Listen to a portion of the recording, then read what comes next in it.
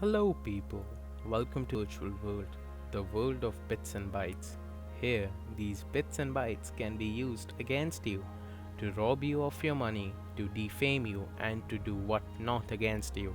And here, I will be telling you what you can do to save yourself from these exploits. In this episode, I will be talking about man in the middle attacks and phishing attacks. So, let me tune in to my VHS. This illustration here is how a man in the middle attack is performed. As we can see, this is a normal network with your device, a gateway and a server.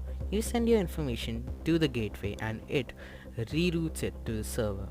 And the server sends the information back to you. But in some cases, if a hacker has access to your network, you will be sending information to him because he will act like a gateway to you and he will act like a client to your real gateway, which is not okay because he can see the things you are sending to the server.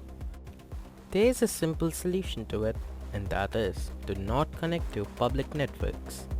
And if you cannot help it, then only send data to sites that are using HTTPS and SSL protocols to encrypt your data that is being sent to and fro. Therefore, only the server and you, which have the encryption key to it, can decipher the data and see it, but the hacker in between your network will be left crying. That's it. So, while that was a man in the middle attack, we have another nefarious attack that is even more dangerous, a phishing attack. So let's tune back in into the VHS. So now, let's talk about phishing websites. You see, I clicked on one so that you don't have to. Here you can see, modern web browsers tell you that it is dangerous and a phishing website because it tries to mimic the original site but has a different URL.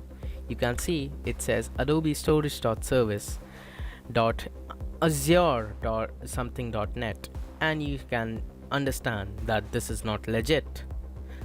Therefore, never enter anything important on such websites like your password, emails, or answers to security questions, as that can be used for some very nefarious purposes.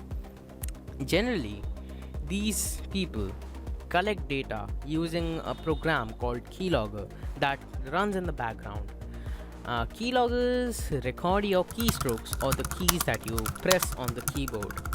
This data can be used for, you know, finding out your passwords and whatever things you have typed. And sometimes in such websites, they have these forms, as you can see in this case. There's an email address form, a password form. If you write something and then press login, you won't be logging in. Instead, your account details will be sent to the hacker's data center where they can compile it in a database. So, after all of this, there's still more.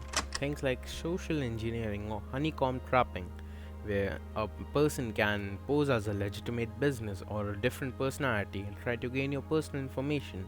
Or cyberbullying, where people post sarcastic comments on each other posts, and it can be stressful for the one who is being affected.